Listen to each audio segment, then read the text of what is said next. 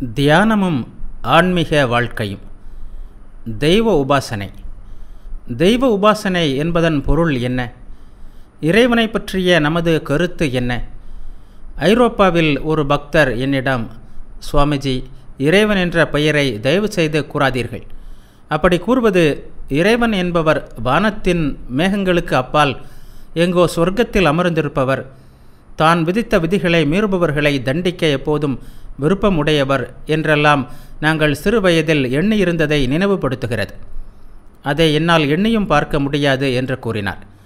அதற்கு நான், அப்படியானால் சரி, ஈஸ்வரன் என்ற வார்த்தையை பயன்படுத்து, நான் பிரம்மம் என்னும் வார்த்தையை பயன்படுத்துகிறேன் என்று கூறினேன். இறைவனை நாம் வழிபட்டால் அவருடன் நெருக்கத்தை உணர வேண்டும். பொதுவாக நாம் அவரை படைப்பவர், காப்பவர், அழிப்பவர் என்று எண்ணுகிறோம். அவர் பொருட்களை தம்மிடமே இழுத்து கொள்கிறார். அதையே நாம் அழித்தல் என்று கூறுகிறோம். ஆனால் அவை எல்லாவற்றையும் கடந்து அவர் நிற்கிறார் என்பதை நினைவில் கொள்ள வேண்டும். அவர் நமது ஆன்மாக்களின் ஆன்மா, மிகவும் நெருக்கமானதை விட நெருக்கமானவர், மிகவும் பிரியமானதை விட பிரியமானவர். இந்த உண்மையை உணர நாம் ஆன்மாக்கள் என்பதை முதலில் அறிய வேண்டும். மனம், அகங்காரம், புலன்கள், உடல் இவை எல்லாவற்றையும் விட வேறான ஆன்மாவே நாம் என்பதை அறிய வேண்டும். அதை அறியாமல், அதாவது எல்லையற்ற பரமாத்மாவின் அங்கங்களே நாம் என்பதை அறியாமல், ஆன்மாக்களுக்கெல்லாம் ஆன்மாவான பரமாத்மாவை அறிய முடியாது. இறைவன் நமது தாயாகவும் தந்தையாகவும் நம்மிடம் வருகிறார், நமது குருவாக வருகிறார், நமது வழிபாட்டிற்கு உகந்த இஷ்ட தெய்வமாகவும் அவரே நம்மிடம் வருகிறார்.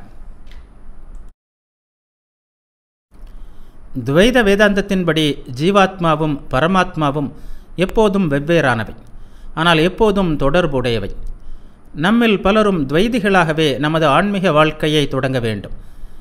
நித்தியமான இறைவனுடன் நித்தியமான ஆன்மாவிற்கு உள்ள நித்திய தொடர்பை பற்றிய ஞானத்துடன் நாம் தொடங்க வேண்டும். இருவரும் எப்போதும் சேர்ந்தே உள்ளனர். இருந்தாலும் நமது மன அழுக்குகள் காரணமாக நாம் இறைவனிடம் பற்று வைக்காமல் அவரது படைப்பில் பற்று வைத்துள்ளோம். சமய கோட்பாடுகளை பின்பற்றும் சாதாரண மனிதர்களின் நடைமுறைகளை கண்ட மேற்கத்திய உளவியல் அறிஞர் ஒருவர், மனிதர்கள் இறைவனை விரும்பவில்லை, அவர்கள் இறைவனை பயன்படுத்தி கொள்ளவே விரும்புகின்றனர் என்று கூறினார். தங்களது ஆசைகளை நிறைவேற்றுவார் என்பதற்காக அவர்கள் இறைவனிடம் பிரார்த்தனை செய்ய விரும்புகிறார்கள். அவர்களது பிரார்த்தனைகளை இறைவன் நிறைவேற்றாவிட்டால் அவர்கள் சந்தேகம் கொண்டு, ஓ, கடவுள் இல்லை, அப்படியே இருந்தாலும் அவருக்கு காது கேட்காது, கண் தெரியாது, அவர் எதற்கும் பதிலளிப்பதில்லை என்று கூறுகின்றனர். அத்தகைய சிறுபிள்ளைத்தனமான மனநிலை நல்லதல்ல. நீ கேட்கும் அனைத்தையும் எப்போதும் அள்ளி கொடுப்பவரான ஒரு நல்ல கடவுளையே நீ விரும்புகிறாய். ஏதோ நீ கேட்கும் வரங்களை வழங்குவதைத் தவிர அவருக்கு வேறெந்த வேலையும் இல்லை என்பதை போன்றது இது உள்ளது. பகவான் ஸ்ரீராமகிருஷ்ணர் பரமாத்மாவை முதலில் பிரபஞ்ச சக்தியின் வடிவான காளியின் வடிவத்தில் வழிபட்டார். காளியின் உருவம் உயர்ந்த கருத்தை உணர்த்தும் ஒரு சின்னம். ஒரு கையால் அவள் படைக்கிறாள், மற்றொரு கையால் காக்கிறாள், மூன்றாவது கையால் அழிக்கிறாள், நான்காவது கையால் உடல் நீக்கப்பட்ட தலையை ஏந்தி இருக்கிறாள். பிரம்மத்தின் இயல்பை பற்றி உபனிஷதங்கள் குறிப்பிடுவதையே இந்த உருவம் உணர்த்துகிறது. மகன் தனது தந்தையிடம், குருவே, பிரம்மத்தை பற்றி எனக்கு உபதேசம் செய்யுங்கள் என்று கேட்கிறான். அதற்கு தந்தை, எதிலிருந்து எல்லா பொருட்களும் தோன்றியனவோ, எதனால் அனைத்தும் இருக்கின்றனவோ, எதில் அனைத்தும் லயமடைகின்றனவோ அதை அறிவாய், அதுவே பிரம்மம் என்று கூறினார். பக்தி சாஸ்திரத்தில் பிரம்மத்தை காளி, நாராயணர், சிவன் என்று பல பெயர்களில் அழைக்கிறோம். வேதாந்தத்தில் அவரை ஈஸ்வரன் அல்லது எல்லையற்ற சச்சிதானந்தம் என்று அழைக்கிறோம். அவர் நமது ஆன்மாவிற்கெல்லாம் ஆன்மாவாக திகழ்கிறார். நாமும் அவரில் உரைகிறோம். அதை நாம் உணர வேண்டும். அவரது நெருக்கத்தையாவது உணர வேண்டும். அவரது நெருக்கத்தை உணர முடியாவிட்டால் மிகவும் நெருங்கியவற்றை விட அவர் நெருக்கமானவர், மிகவும் பிரியமானவற்றை விட அவர் பிரியமானவர் என்னும் உணர்வை நம்முள் வளர்த்து கொள்ள முயற்சிக்க வேண்டும். அதற்கு நான் முன்பே கூறியது போன்று நாம் இறைவனை பற்றிய சரியான கருத்தை கொண்டிருக்க வேண்டும். ஆனால் இறைவன் நமது மனதிற்கு பிடிபடாத அளவிற்கு மிக பெரியவர். ஓர் உதாரணத்தை கூறுகிறேன். நாம் அனைவரும் சிறிய நீர்க்குமிழிகளை போன்றவர்கள். மனதாலும் சிந்திக்க முடியாத அளவிற்கு சமுத்திரம் மிகவும் பெரியது. எனவே நாம் என்ன செய்ய வேண்டும்? பெரிய அலைகள் சிலவற்றை நாம் காண்கிறோம். அவற்றை நோக்கி நாம் செல்வோம். நம்மை அவற்றுடன் இணைத்து கொள்வோம். அவற்றின் மூலம் நாளடைவில் சமுத்திரத்தை பற்றிய கருத்தை பெறுவோம். அதேபோன்று ஆன்மீக வாழ்க்கையையும் மலையளவு உயர்ந்த பெரிய அலையான நமது இஷ்ட தெய்வத்துடன் தொடங்குவோம். அவரை வழிபடுகிறோம், பிரார்த்தனை செய்கிறோம். அவற்றின் மூலம் பேருணர்வையும் மெய்ப்பொருளை பற்றிய பரந்த ஞானத்தையும் பெறுகிறோம். இஷ்ட தெய்வம் நம்மிடம், இதோ பார், நான் ஒரு பெரிய அலையாக இருக்கலாம், நீ சிறிய நீர்க்குமிழியாக இருக்கலாம், ஆனால் நம் அனைவருக்கும் பின்னால் எல்லையற்ற சமுத்திரம் இருக்கிறது என்று கூறுகிறார். சரியான நேரம் வரும்போது அவர் நமக்கு உயர்ந்த மெய்ப்பொருளை காட்டி அருள்கிறார். தான் பரமாத்மாவை விட வேறானவர் என்பதை நமக்கு உணர்த்துகிறார். ஜபமும் தியானமும். எல்லையற்ற பரமாத்மாவை நம்மால் உடனடியாக அறிந்துவிட முடியாது. நாம் இருக்கும் இடத்திலிருந்து தொடங்கி இறுதியில் பரமாத்மாவை அடைய செய்யும் பாதையை பின்பற்றி செல்ல வேண்டும். ஆன்மீக வாழ்க்கை மலையேற்றத்தை போன்றது. மிகவும் மெதுவாகவும் கவனமாகவும் நாம் முன்னேற வேண்டும். சுவாமி பிரம்மானந்தர் பின்வருமாறு கூறுகிறார். வீட்டின் முற்றத்தில் நின்று கொண்டிருக்கும் ஒருவன் மாடிக்கு செல்ல விரும்புகிறான் என்று வைத்துக்கொள்வோம்.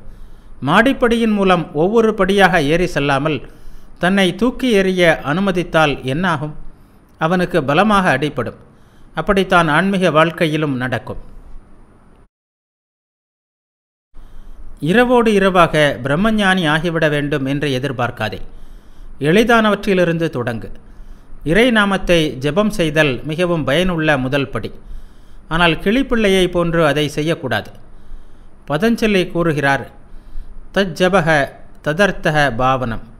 இறை நாமத்தை ஜபம் செய்யும்போது அர்த்த பாவனை செய். அர்த்த பாவனை என்றால் என்ன? மந்திரத்தின் பொருளில் மனதை செலுத்துதல். மந்திரத்தின் பொருள் என்ன? ஆன்மீக வாழ்க்கையில் முன்னேறும்போது மந்திரத்தின் ஆழ்ந்த பொருளை அறிவாய். முதலில் இஷ்ட தெய்வத்தின் ஒளி பொருந்திய ஆனந்த வடிவத்தை நாம் எண்ணுவோம். பின்னர் எல்லையற்ற தூய்மை, ஞானம், பக்தி, தயை, அன்பு, ஆனந்தம் ஆகியவற்றின் வடிவினராக அவரை எண்ணுவோம். பின்னர் அவரை எங்கும் நிறைந்த பரமாத்மாவை விட வேறற்றவராக, எல்லா உயிர்களிலும் விளங்குபவராக எண்ணுவோம். தியானத்தை பற்றி நாம் பேசுகிறோம். நான் தியானம் செய்கிறேன் என்று கூறுகிறாய். எதன் மீது தியானம் செய்கிறாய்? எதை பற்றியோ எண்ணிக்கொண்டிருக்கிறாய் அல்லவா?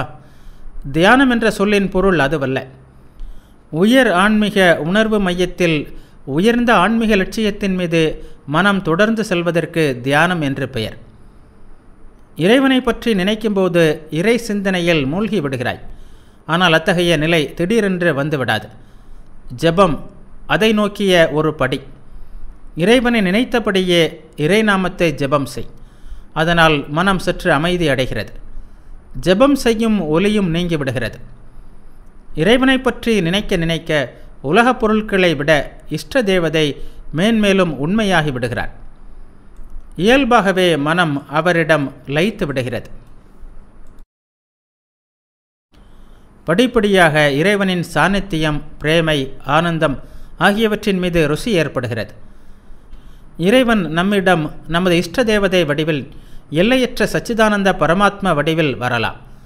முறையாக ஆன்மீக பயிற்சிகளை மேற்கொண்டால் இவை அனைத்தும் நடைபெறும். ஆரம்ப நாட்களில் இஷ்ட தெய்வத்தின் உருவப்படத்தை பற்றுக்கூடாக வைத்துக்கொள்வது நல்லது. அந்த படத்தை உற்றுப்பார். அதில் மனதை ஒருமுகப்படுத்து. இறைவனின் புனித வடிவை உனது அக உலகில் பிரதிஷ்டை செய்வது மிகவும் நல்லது. அதன் மூலம் நீ வெளியில் எதையும் சார்ந்திருக்க தேவையில்லை. எப்போது வேண்டுமானாலும் மனதை உள்ளே திருப்பி அங்கே வீற்றிருக்கும் இஷ்ட தெய்வத்தை கண்டு அவரிடம் பிரார்த்தனை செய்ய முடியும். அவரது திருநாமத்தை ஜெபம் செய். அவரது உருவத்தின் மீது முதலிலும், பின்னர் அவரது கல்யாண குணங்களின் மீதும், அதன் பின்னர் அவரது எல்லையற்ற இயல்பின் மீதும் தியானம் செய். இப்படியாகத்தான் தியானத்தில் ஒருவர் முன்னேற வேண்டும். இதய தாமரையில் தியானம் செய்ய வேண்டும் என்று கூறப்பட்டுள்ளது. இதயம் எங்கு உள்ளது? அது என்ன பௌதிக இதயமா? பௌதிக இதயத்தில் நம்மால் எதுவும் செய்ய முடியாது. இதயஸ்தானத்தில் உணரப்படும் உள்ளுணர்வு மையம் என்பது அதற்கு பொருள். நமது உடலையும் மனதையும் ஊடுருவி நிற்கும் ஆன்ம உணர்வு அது. பரமாத்ம சைத்தன்யத்தை விட வேறற்றதான ஆன்ம சைத்தன்யம் அது. உட்பொருள்கள் ஏதுமற்றது என்பதால் அதை ஆகாயத்துடன் ஒப்பிடலாம். எனவே இதற்கு சிதாகாசம் என்று பெயர். அந்த சிதாகாசத்தில் நாம் தியானம் செய்ய வேண்டும். நம்மை பக்தராகவும் இஷ்ட தெய்வத்தை பரமாத்மாவின் வெளிப்பாடாகவும் தியானிக்க வேண்டும். சுவாமி பிரம்மானந்தர் எங்களுக்கு கூறுவார், இதய கோவிலின் உள்ளே தியானம் செய்ய முயற்சி செய். சாதனைகளை தொடரும்போது கோவில் என்றால் என்ன என்பதை அறிவாய். உண்மைதான். சிதாகாசம் அல்லது இதயம் என்றால் என்ன என்பதை அறிய ஆன்மீக சாதனைகள் அவசியம். ஆரம்பத்தில் இதை வெளியே உள்ள ஆகாயமான மகாகாசத்தை போன்றது என்று எண்ணலாம். பின்னர் இதை சூட்சுமமான சமஷ்டி மன உலகம் என்று எண்ணலாம். உண்மையான இதயம் அல்லது சிதாகாசம் தூய சைத்தன்ய தளத்தில் உள்ளது. அங்கு ஜீவாத்மா பரமாத்மாவுடன் எப்போதும் இணைந்துள்ளது.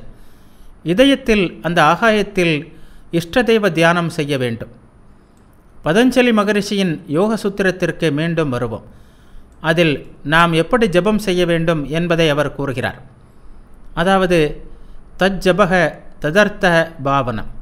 மந்திரத்தின் பொருளையும் அது உணர்த்தும் பொருளையும் தியானித்தபடி மந்திரத்தை ஜபம் செய்ய வேண்டும். அப்படி செய்வதால் என்ன நடக்கிறது? பதஞ்சலி கூறுகிறார், தடைகள் நீங்குகின்றன. ஒரு புதிய ஆன்மீக உணர்வு விழித்தெழுகிறது. ஜபம் மற்றும் எளிய தியானத்தின் மூலம் தடைகள் நீங்குகின்றன. அது எப்படி சாத்தியமாகிறது? இதை நாம் இவ்வாறு விளக்கலாம். நாம் எப்போதும் மன வருத்தங்களையும் எதிர்பார்ப்புகளையும் தீய எண்ணங்களையும் ஏற்படுத்தி கொள்கிறோம். அவை நமது மனதை பாதித்து உடலை நோய்வாய்ப்பட செய்கின்றன. புனித எண்ணங்களை அதிகமாக சிந்திக்கும் அளவிற்கு, மந்திரத்தை அதிகமாக ஜெபம் செய்யும் அளவிற்கு, இறைவனின் ஆனந்த வடிவத்தை அதிகமாக ஜெபம் செய்யும் அளவிற்கு மனமும் மிகுந்த சீருடன் விளங்குகிறது. நாமே ஏற்படுத்தி கொண்ட நோய்கள் அனைத்தும் மறைகின்றன. மனதின் அத்தகைய இணக்கம் ஏற்பட்ட பிறகு அது புறத்தில் நமது உடலிலும் வெளிப்படுகிறது. எனவே மனமும் உடலும் இறைநாமத்தை ஜெபம் செய்வதால் நலமடைகின்றன. நாமும் அதன் வலிமையை உணரத் தொடங்குவோம். இறைவனின் புனித உருவத்தின் மீது தியானம் செய்வதால் ஏற்படும் சக்தியின் மூலம் நம்முள் மறைந்தும் உறங்கியும் கிடக்கும் ஒரு புதிய ஆன்மீக உள்ளுணர்வு விழித்தெழுகிறது. அப்போது நாம் வெறும் உடல்கள் அல்ல, நாம் ஆன்மாக்கள். உயர்ந்த சாந்திக்கும் பரமானந்தத்திற்கும் உயர்ந்த பிரியத்திற்கும் ஊற்றுக்கண்ணாக விளங்கும் பரமாத்மாவை விட நமது இஷ்ட தெய்வம் வேறல்ல என்பதை கண்டறிகிறோம். இறைநாமத்தின் சக்தி அப்படிப்பட்டது. தொண்டு வாழ்க்கையே ஆன்மீக வாழ்க்கை. யோகத்தின் 7 படிகளை நாம் ஏற்கனவே பார்த்தோம். 8வது படி என்ன? பதஞ்சலி மகரிஷியின் கருத்துப்படி 8வது படி சமாதி. அதில் பிரம்மானந்தத்தின் ஊற்றுக்கண்ணான பரமாத்மாவை அனுபவத்தில் உணர்கிறாய். ஸ்ரீராமகிருஷ்ணர் 3 வித ஆனந்தங்களை பற்றி பேசுகிறார். முதலாவது விஷய ஆனந்தம், அதாவது புறப்பொருட்களுடன் புலன்களுக்கு ஏற்படும் தொடர்பால் தோன்றும் ஆனந்தம். 2வது பஜனானந்தம், அதாவது வழிபாடு, ஜபம், தியானம் இவற்றின் மூலம் தோன்றும் ஆனந்தம். இறுதியில் வருவது பிரம்மானந்தம், அதாவது சமாதியில் எல்லையற்ற பரமாத்மாவை அனுபவத்தில் உணர்வதால் தோன்றும் எல்லையற்ற ஆனந்தம். பிரம்மானந்தத்தை அடைவது மிகவும் கடினம். மிகுந்த முயற்சியாலும் இறையருளாலுமே அது அடையப்படுகிறது. அதை அடையும் முன்பும் வழிபாடுகள் மூலம் பெரும் ஆனந்தத்தை அனுபவிக்கலாம். ஆன்மீக வாழ்க்கையில் முடிந்த அளவு பஜனானந்தத்தை பெறுவோமாக. அது நம்மால் அடையக்கூடிய தூரத்தில்தான் உள்ளது. ஜபம், இறைவனின் ஆனந்த வடிவின் மீது செய்யப்படும் தியானம் இவற்றால் நாம் பெறும் ஆனந்தத்தை மற்ற ஆன்மீக சாதகர்களுடன் பகிர்ந்து கொள்வோமாக. எனவேதான் ஆன்மீக நோக்கமுடைய பக்தர்கள் கூடும்போது அவர்கள் இறைவனின் நாமத்தை ஜெபிக்கின்றனர், அவரது மகிமைகளை பாடுகின்றனர். அந்த நேரத்திற்காவது அவர்கள் உலகியல் துன்பங்களை மறக்கின்றனர். மனமும் உயர்ந்த தளத்திற்கு உயர்த்தப்படுகிறது. பரமாத்மாவின் ஆனந்தத்தின் ஒரு துளி, அமைதியின் ஒரு துளி அவர்களுக்கு ஏற்படுகிறது. ஆனால் நான் கூறியது போன்று ஒருவர் அத்துடன் நின்றுவிடக்கூடாது. நமது ஆச்சாரிய புருஷர் கூறுவது போன்று நீ முன்னேறும்போது மற்றவர்கள் முன்னேறவும் நீ உதவ வேண்டும். இறை அனுபூதி பெற்றவரே உண்மையான ஆச்சாரியராக இருக்க முடியும். மற்றவர்களுக்கு சேவை செய்ய ஒருவர் ஆரம்பத்திலேயே பூரண அனுபூதி பெற்றவராக இருக்க வேண்டிய அவசியமில்லை. நான் மேல்நிலை பள்ளி மாணவராக இருக்கலாம். ஆசிரியர்கள் இல்லாத போது ஆரம்ப பள்ளி மாணவர்களுக்கு நான் கற்றுக் கொடுக்கலாம். என்னை விட சிறிய வகுப்பில் படிப்பவர்களுக்கு என்னால் உதவ முடியும். நமது பூரண அனுபூதிக்காக காத்திருக்க வேண்டாம். ஒவ்வொரு நிலையிலும் நம்முடன் இருக்கும் மற்றவர்களுக்கு ஏதோ ஒரு வகையில் தொண்டு செய்வது நம்மால் நிச்சய முடியும்.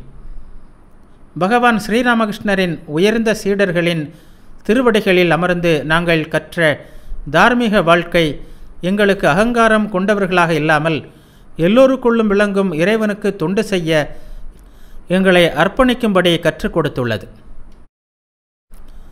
சுவாமி விவேகானந்தரின் வீர மொழிகள் எப்போதும் என் நினைவிற்கு வருகிறது. முதலில் நாம் தெய்வங்கள் ஆவோம், பிறகு மற்றவர்கள் தெய்வங்கள் ஆவதற்கு உதவுவோம். இதன் மூலம் சுவாமிஜி எதை குறிப்பிடுகிறார்? நாம் ஒவ்வொருவரும் தான் ஆன்மீக பேருணர்வை அடைந்து எல்லா பந்தங்களிலிருந்தும் விடுபடுவதோடு அல்லாமல் மற்றவர்களின் நலத்தையும் வளர்க்கும் விதமாக வாழ வேண்டும். நம்முள்ளே பரமாத்மாவை நாம் உணர வேண்டும். பின்னர் எல்லோரிலும் அவர் வெளிப்படுவதை உணர வேண்டும். இத்தகைய ஒருங்கிணைந்த கண்ணோட்டத்தை சுவாமிஜி கொண்டிருந்தார். மருத்துவ தொண்டு, கல்வி பணி, பிரச்சாரம், நூல் வெளியீடுகள் என ராமகிருஷ்ண சங்கம் செய்யும் தொண்டுகள் அனைத்திற்கும் அடிப்படையாகவும் தூண்டுகோலாகவும் இருப்பது சுவாமிஜியின் இத்தகைய கண்ணோட்டமே. எல்லோரிலும் விளங்கும் இறைவனுக்கு தொண்டு செய்வதே நோக்கம். நாம் முக்தியடைய முயற்சிப்பது போன்று மற்றவர்களும் முக்தியடைய நாம் உதவ வேண்டும். நாம் எல்லோரும் நடைமுறையில் கொண்டு வர முயற்சிக்கும் ஒருங்கிணைந்த பாதை இதுவே. இதில் கர்மம், தியானம், பக்தி, ஞானம் எனும் 4 யோகங்களும் உள்ளன. சுவாமி விவேகானந்தர் கூறியது போன்று உயர்ந்த லட்சியம் இதுதான். முதலில் நாம் தெய்வங்கள் ஆவோம், பிறகு மற்றவர்கள் தெய்வங்கள் ஆவதற்கு உதவுவோம். நாம் ஓரளவு முன்னேறும்போது மற்றவர்களும் ஓரளவு முன்னேற நம்மால் உதவ முடியும். இவ்வாறு தான் சுவாமிஜி கூறிய உயர்ந்த லட்சியத்தை நடைமுறைப்படுத்த முடியும். ஆத்மனோ மோக்ஷார்த்தம் ஜெகத் ஹிதாயச்ச, அதாவது சொந்த முக்திக்காக உழைத்தல் மற்றும் மற்றவர்களின் நலனுக்காக தொண்டு புரிதல். நாம் முன்னேறும்போது நம்மால் முடிந்த சிறிய வழிகளில் மற்றவர்களும் முன்னேற உதவி செய்ய முடியும். ஆன்மீக சாதனைகளை புரிந்தபடியே ஆன்மீக பாதையில் முன்னேறியபடியே மற்றவர்களுக்கு தொண்டாற்ற முயற்சிப்போம். மன தூய்மையை பெறவும் இறை சாநித்தியம், பிரேமை, ஆனந்தம் ஆகியவற்றை பெறவும் உதவும் இரட்டை பாதை இதுதான். இதோ உயர்ந்த லட்சியம் நமக்கு முன்னே உள்ளது. நாம் அனைவரும் நமது சொந்த வழிகளில் அதை நோக்கி படிப்படியாக முன்னேறுவோம். ஒவ்வொரு அடியையும் திடமாக வைத்தபடி முன்னேறுவோம்.